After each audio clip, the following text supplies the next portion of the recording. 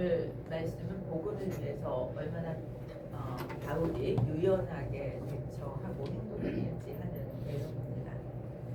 사람들은 누구나 자기만의 삶의 방식들을 가지고 살아갑니다. 그래서 다른 사람이 나와 다른 방식으로 살아갈 때 왜 그러지? 하는 얘기를 하거나 또는 자꾸 다른 사람이 나에게 맞추길 원하는 그런 생각을 가질 때도 있습니다. 우리는 자기마다의 삶의 방식을 가지고 살기 때문에 개인마다 말하는 방식도 생각하는 방식도 생활 습관까지 다 다릅니다. 어떤 사람은 원칙이 중요하다라고 말하고 자기 나름의 원칙을 고수하고 집중합니다. 또 어떤 사람은 상황에 맞춰서 움직여야 한다고 말합니다. 이런 갈등이 일반 생활에서뿐만 아니라 신앙 생활에서도 나타나는 것을 우리는 경험하죠. 그래서 이렇게 자기 원칙 중심으로 살거나 자기 소신이 아주 강한 사람들에 대해서는 고집이 세다, 주관이 세다 이런 이야기들도 하게 됩니다. 그런데 사도 바울은 오늘 놀라운 고백을 합니다. 모든 사람에게 모든 것이 되었다라고 자신이 어떻게 대응하는가를 얘기합니다. 그 말은 바울이 원칙 없이 살고 있다라는 뜻이 아니라는 거죠.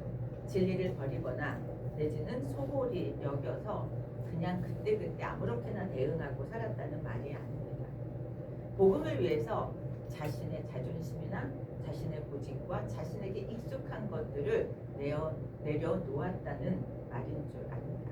오늘 말씀을 통해서 복음을 위해서 보다 중요한 일, 보다 가치 있는 일을 위해서라면 나의 삶의 방식들을 조금 더 유연하게 만들 필요가 있다 하는 것을 우리가 배우게 되기 원합니다.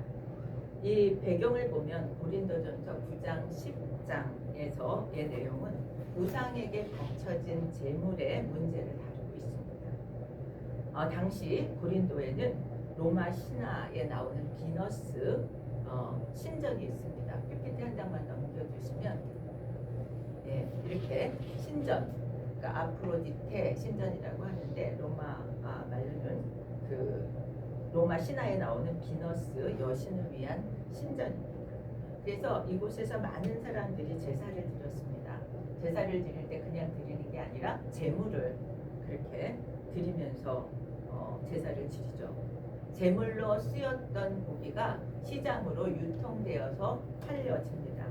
이에 고린도 성도 중에 일부는 우상은 아무것도 아니고 우상에게 드렸던 고기는 아무 영향력이 없다라고 생각하고 가서 먹기도 했습니다. 그런데 일부 어떤 사람들은 양심의 거리낌을 느껴서 이것을 문제로 삼았던 거죠. 그래서 바울은 믿음이 약한 사람들을 위해서 자신이 어떻게 행동을 하는지를 이야기합니다. 그러면서 바울은 운동 경기를 비유해서 설명하는데 복음을 최우선으로 삼기 위해서 자신이 얼마나 철저하게 자신을 훈련시켰는가 하는 얘기를 하게 됩니다. 운동 경기는 고린도 성도들에게는 매우 친숙했습니다. 당시 고린도 지역에서는 이스미아라는 경기가 열렸습니다. 창 던지기 경기, 달리기, 격투기 등의 그런 종목들의 경기를 열었고 선수들은 승리와 명예를 위해서 오랜 기간 절제하면서 훈련을 했습니다. 바울은 그들의 경기를 훈련하는 그들의 목표, 그들은 면류관을 위해서 그 노력을 했다라고 얘기하면서 그들이 그렇게까지 노력하는 그 면류관은 썩을 면류관인데 내가 이렇게까지 경주를 위해서 노력하고 얻으려고 하는 것은 썩지 않는 영원한 면류관이다 라고 하는 얘기를 하면서 우리에게도 그렇게 절제하며 그 권하는 경주를 위해서 준비하는 그러한 훈련을 해야 될 것을 얘기합니다. 저는 먼저 우리가 바울이 어떻게 그 유연하게 다른 사람들에게 다가갔는지를 살펴보고자 합니다. 첫째는 유대인에게 또는 율법 아래 있는 자에게, 율법 없는 자에게, 약한 자에게 각각 자기가 대응했던 방법들이 달랐다라고 하는 얘기를 하고 있습니다. 그런데 그 목적이 왜 자기가 그랬는지에 대한 설명까지 하고 있습니다. 우리 19절에 보면 내가 모든 사람에게서 자유로우나 스스로 모든 사람에게 종이 된 것은 목적을 얘기하죠. 더 많은 사람을 얻고자 함이라. 바울은 자유인이었습니다. 그래서 그가 앞에서 뭐라고 얘기하냐면 우리가 먹고 마실 권리가 없겠느냐. 먹고 마실 권리가 있다는 거죠. 그러나 믿음이 약한 사람들이 제물로 바친 고기를 먹는 모습을 보고 실족할까봐 그렇다면 나는 고기를 평생 먹지 않겠다라고까지 얘기합니다. 그는 누구에게도 매여 있지 않았습니다. 그럼에도 불구하고 자발적으로 자신을 낮추고 그것이 그렇게까지 자기가 했던 이유는 더 많은 사람을 얻기 위해서라고 얘기합니다. 바울의 관심은 내 기분이나 내 만족이나 내 자존심보다도 더 중요한 것이 있다라고 하는 것을 얘기하고 그것이 다른 사람들을 예수께로 인도하는 것이었다라고 얘기하고 있습니다. 바울은 낮아지는 게 좋아서 낮아졌을까요? 저는 낮아지는 게 좋아서 낮아질 수 있는 사람은 없다고 생각합니다. 바울도 높아지고 대접받는 것을 좋아하지만 그보다 더 중요한 것을 알았기 때문에 자신이 그렇게 자발적으로 낮출 수 있었다고 생각합니다. 주변의 신앙생활을 오래 한 사람들은 보게 됩니다. 두 종류의 그런 열매들을 보게 됩니다. 신앙이 깊어질수록 오히려 신앙의 고집이 생기고 신앙에 대한 태도가 강해지는 사람들을 보고 그 모습이 고착되어서 그것을 주장하는 사람들이 있는가 하면 반면에 신앙이 깊어질수록 유연해지고 관용적이 되고 다른 사람을 더 잘 수용하는 그런 부드러운 사람도 되어집니다. 우리는 어떤 사람이 되어야 할지에 대한 그런 생각들을 하면서 살아갈 거라고 생각합니다. 예수님은 어떤 분이셨습니까? 약한 자였습니까? 강한 자였습니까? 그분은 분명 강하신 분이었습니다. 그렇지만 연약한 자에게 맞춰주셨습니다. 강한 사람에게, 믿음이 좋은 사람에게 맞추지 않고 어려운 자들에게 맞춰주셨어요. 우리가 우리의 신앙이 강함에도 불구하고 어디에 맞추고 어디에 배려를 해야 되는지를 보여줍니다. 가장 사회에서 약한 자라고 여겨지는 아이들에게 다가가셨고 세리에게 다가가셨고 또 뭐예요? 타마리아 여인에게 찾아가서 이야기를 하셨습니다. 진리는 포기하지 않으시지만 사람에게는 유연하게 융통성 있게 다가가셨다는 거죠. 오늘의 말씀이 오늘 우리에게 먼저 묻습니다. 사람을 살리기 위해서 영혼을 더 주께로 가까이 하기 위해서 나를 어디까지 낮출 수 있고 어디까지 다가갈 수 있느냐고 묻습니다. 우리는 어디까지는 할 수 있는데 어디까지는 못해 라고 하는 그러한 한계를 지을 때가 참 많이 있습니다. 그런데 지금 바울은 자신이 어떻게 했는지를 통해서 우리에게 도전하고 있습니다. 20절에서 22절에 보면 바울은 반복해서 얘기합니다. 여러 사람을 전도하기 위해서 여러 사람에게 여러 모양으로 내가 행동했다라고 얘기하죠. 유연한 바울의 모습을 보게 됩니다. 바울은 어떤 사람입니까? 유대교 출신이고요. 유대교도 잘 알고 기독교도 잘 아는 사람입니다. 그리고 그의 신학은 유대교와 기독교를 분명하게 구별해 놓은 신학자라고 저는 생각합니다. 그럼에도 불구하고 신앙이 약해서가 아니라 저가 그렇게 유연하게 행동할 수 있었던 것의 목적이 뭐였냐라고 하는 거죠. 20절에 보면 유대인들에게는 유대인과 같이 되었다라고 하면서 유대인을 얻기 위해서라고 얘기합니다.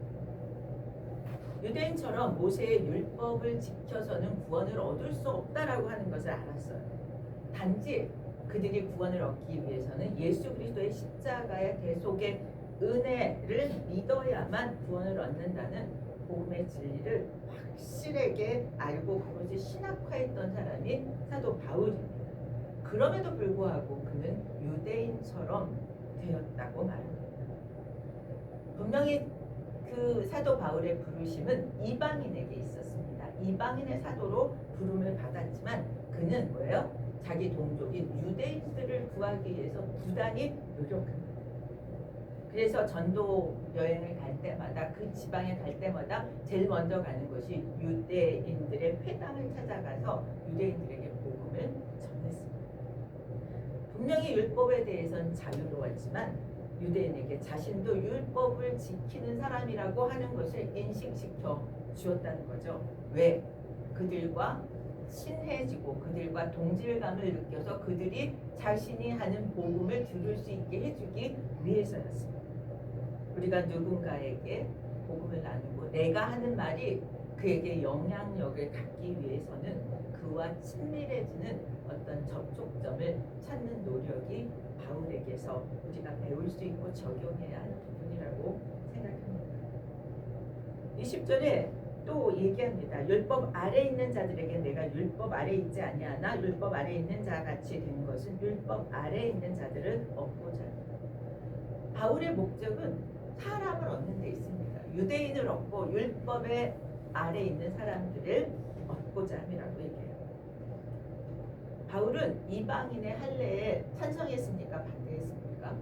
이방인이 할례를 받을 필요가 없다라고 주장했던 사람이 바울입니다. 그래서 유대인 개종자 중에 유대인 중에 기독교인이 된 사람 중에 할례를 해야 된다고 주장하는 사람들과 논쟁을 하고 다툰 적도 있습니다. 그런데 사도 바울은 어떻게 했냐면 2차 전도 여행에서 루스드라에서 유대인의 구원을 위해서 디모데가 이방인이에요. 그런데 그에게 할례를 합니다. 그 할례를 한 목적이 뭐냐면 디모데가 사역함에 있어서 유대인들에게 복음을 전할 때 할례 받지 않은 것이 방해가 될까봐 디모데에게 할례를 해요. 저는 이 모습을 보면서 복음 전파에 방해가 될 수 있는 것을 미연에 방지하고 그것을 준비하는 유연한 그러한 바울의 모습을 보게 됩니다. 유대인들을 구원하기 위한 방편으로 디모데에게 할례를 형하고 자신과 디모데가 율법을 존중하고 있다라고 하는 것을 율법을 중요하게 생각하는 사람들에게 인식시켜 준 거죠. 한 사람이라도 더 자신이 전하는 복음을 반감 없이 받아들이도록 하기 위한 노력이었다고 생각합니다. 그렇다면 21절에서는 율법 없는 자에게는 자기가 율법 없는 자 같이 되었다라고 얘기해요. 자기는 율법 아래 있지만 그리스도 안에서 그렇지만 율법 없는 자와 같이 된 것은 또 율법 없는 자를 얻고자 함이라고 얘기합니다. 율법 없는 자는 하나님을 알지 못하는 사람들이에요. 아예 율법도 모르는 이방인들입니다. 생판 이방인들을 가리켜서 그들을 구원하기 위해서 뭐예요? 복음을 전할 때 걸림이 되지 않도록 하기 위해서 자기가 무할례자인 것처럼 행동했다라고 얘기합니다. 디도는 이방인 사역에 전력했던 사역자예요. 이 디도에게는 할례를 주지 않았습니다. 우리는 사람들이 디모데에게는 왜 할례를 하고 디도에게는 왜 할례를 하지 않았느냐고 얘기할 수 있지만 그것은 이방인 사역을 하는 사역자로서의 디도는 할례를 받는 것이 오히려 복음에 방해가 될 수 있기 때문에 할례를 하지 않았다라고 해석합니다. 이방인들에게 율법의 조항들을 준수하라고 얘기하지 않고 오직 믿음으로 구원을 받으라고만 전하는 거죠. 그러면서 네 번째는 약한 자들에게 약한 자들을 얻고자 하기 위해서 자기가 약한 자들과 같이 되었다라고 얘기합니다. 여기서 약한 자들은 아까 얘기한 음식의 문제, 신앙이 약한 자들을 이야기합니다. 교회 내에는 고린도 교회는 믿음이 강한 사람들이 많았습니다. 은사도 강하고 능력 있는 사람도 많았습니다. 그런데 약한 자들도 그들 가운데 끼어 있었던 거죠. 신앙이 약한 자들은 우상의 제물을 먹는 거에 어려움이 있었습니다. 그런데 대부분 교회에서 어떠해요? 주도적인 그런 교회의 역할을 누가 합니까? 신앙이 좋은 사람들이 주도적으로 활동합니다. 그러면 신앙이 약한 사람들은 신앙이 강한 사람들만큼 신앙이 안 되는데 그들이 하는 걸 따라해요. 지금 약한 자들이 우상의 재물이 걸림이 되는데도 믿음이 강한 사람들이 우상의 재물을 먹으니까 그냥 속으로는 껄끄러우면서도 그것을 먹었던 거예요. 그래서 사도 바울이 강한 자들에게 얘기합니다.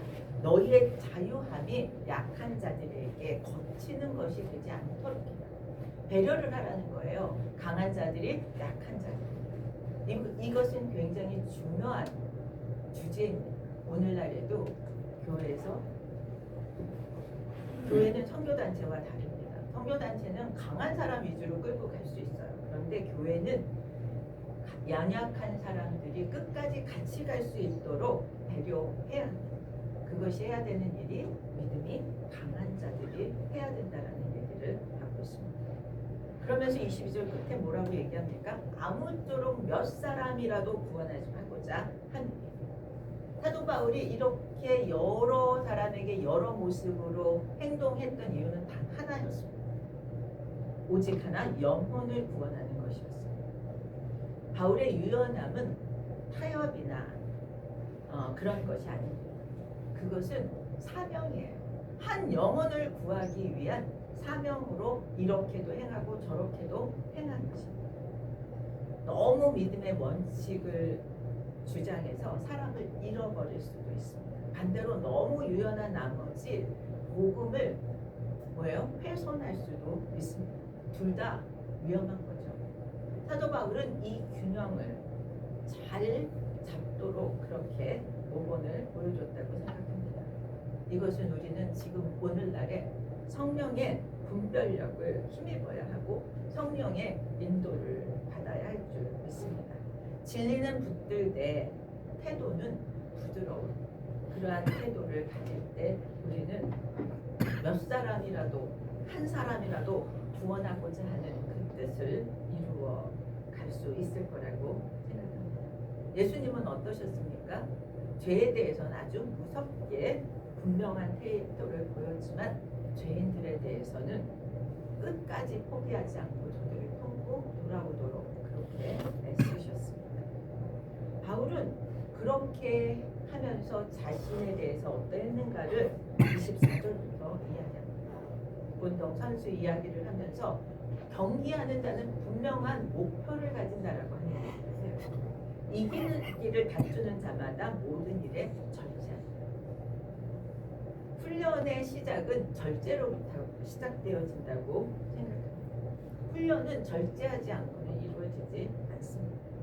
철저히 자기 절제를 통해서 음식도, 오락도, 수면 시간도, 등등 모든 것에서 절제함으로 훈련을 할 수 있는 환경을 만들고 그렇게 노력합니다.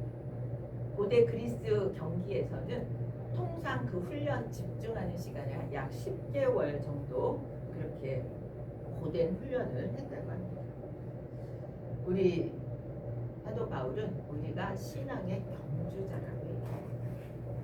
그렇다면 신앙의 경주에서 승리하기 위해서는 훈련이 필요하고 절제가 필요하다는 얘기를 하는 거죠. 어떻게 절제할 수 있습니까? 무엇이 우리를 통제하고 절제하게 하는지요? 저는 말씀이라고 생각합니다. 말씀이 기준이 되어서 할 것과 하지 않을 것을 구별하게 하는 거죠. 말씀을 통해서 내가 가질 수 있는 그런 욕망의 한계를 긋게 하고 육신의 정욕을 절제하는 것이 신앙의 경주에서 승리하는 비결이라고 사도 바울은 얘기합니다. 우리가 진짜 신앙의 경주에서 우리 아까 찬양한 것처럼 마지막 최고 승리를 얻기까지 승리하기 위해서는 이 절제가 매우 중요하다고 생각합니다. 운동 경기에 참여하는 경기자도 상을 바라보고 합니다. 신앙의 경주를 하는 우리들도 상을 바라보고 합니다. 아이고 상이 별거라고. 아니에요. 우리는 꼭 상을 받아야 합니다. 그런데 그들이 추구하는 상과 우리가 추구하는 상이 다르다는 얘기를 하는 거죠. 경주자들이 받는 상은 없어지는 연료관이라는 거예요. 그런데 우리가 믿음의 경주를 통해서 받게 되는 상은 썩지 않는 영원한 연료관입니다. 이 영원한 면류관을 얻기 위해서 경주를 하는데 지금 사도 바울은 26절에서 얘기합니다. 다름질하기를 향방 없는 것 같이 하냐고. 무조건 달리는 게 아니라는 거예요. 방향을 똑바로 정하고 그 목표를 향해서 달리는 거라는 것입니다. 달리기 선수들도 목표와 방향을 가지고 달리잖아요. 우리가 달리는 것도, 우리가 신앙생활하는 것도 목표와 방향을 분명하게 인식하라는 말씀을 하고 있습니다. 그러면서 싸우기를 허공을 치는 것 같이 한다. 여러분, 허공을 치는 게 뭐예요? 권투 선수들이 목표를 가지고 치는 거예요. 그런데 목표의 지점이 뭐냐 하면 여기서 친다라고 하는 뜻이 뭐냐면요, 이 눈 밑을 치는 거예요. 그래서 그게 타격점이 되도록 친대요. 분명한 목표들을 두고 분명한 목표의식을 가지고 복음의 길을 가라는 얘기를 하고 있습니다. 우리의 삶에도 여러분, 저희 1년마다 우리 기도 제목 적잖아요. 한 달마다 정하고 일주일마다 정해야 돼요. 왜냐하면 우리는 가다가 자꾸 다른 데로 가거든요. 그래서 다시 방향을 잡아서 일주일의 목표, 심지어는 하루 오늘 해야 할 목표가 무엇인지를 정리하잖아요. 우리의 삶에서 일상생활에서에도 분명한 목표가 필요합니다. 올해의 목표, 올해 나는 뭐 어떻게 하겠다. 수치로 정하라고 그러죠. 경영을 하는 사람들은. 매출을 얼마 하겠다. 내지는 집을 이사를 가겠다. 등등의 목표를 세웁니다. 사업에 있어서도, 직장에 있어서도, 가정에 있어서도 등등의 목표를 세웁니다. 신앙생활에 있어서도 목표와 방향을 제대로 세우라는 거예요. 지금 사도 바울은 이 목표가 복음을 전하는 일이라는 거예요. 그래서 그 복음을 전하는 일에 있어서는 방법은 유연하게 대상에 따라서 다르게 할 수 있다라고 하는 얘기를 하겠습니다. 저는 우리 신앙생활의 목표는 복음을 전하는 것, 그 다음에 우리의 성품의 열매를 맺는 것, 성령의 열매를 맺는 것, 그리고 우리가 그리스도를 닮아가는 것이 목표여야 한다고 생각합니다. 사도 바울은 이어서 뭐라고 얘기하냐면, 내가 내 몸을 쳐 복종하게 함은 내가 남에게 전파함을 자신이 도리어 버림을 당할까 두려워하기 때문이라고 얘기합니다. 몸을 쳐서 복종하다.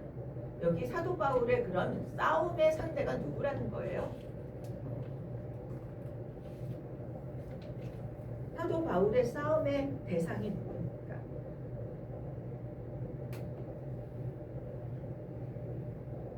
자신이라는 거예요.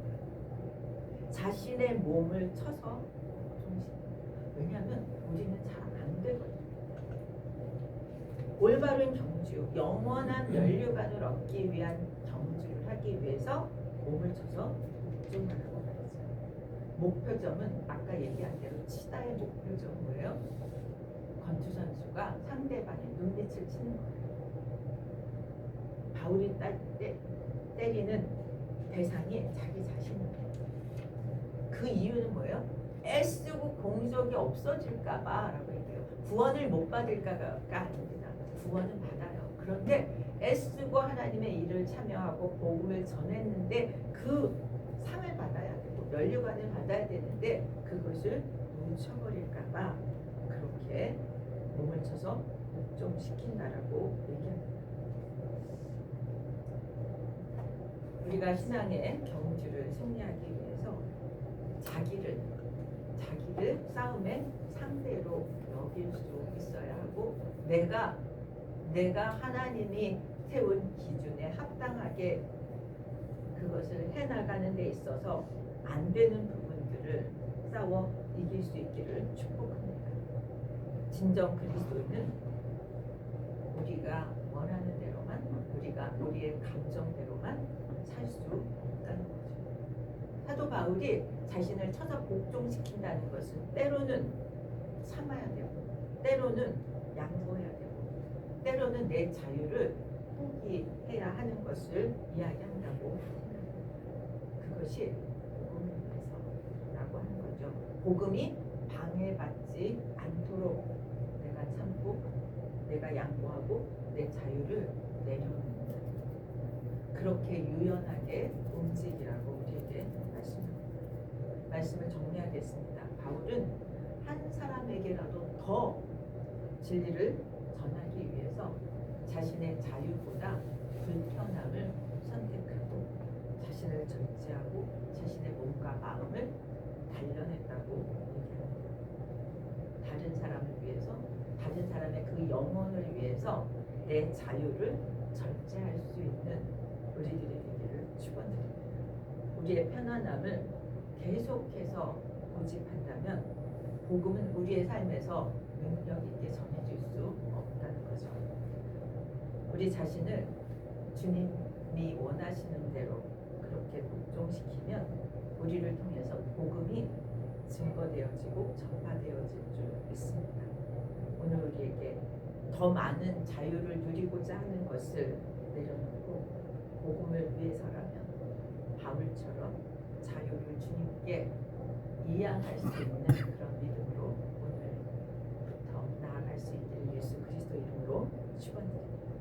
우리 다 함께 일어나서 461장 찬양하겠습니다.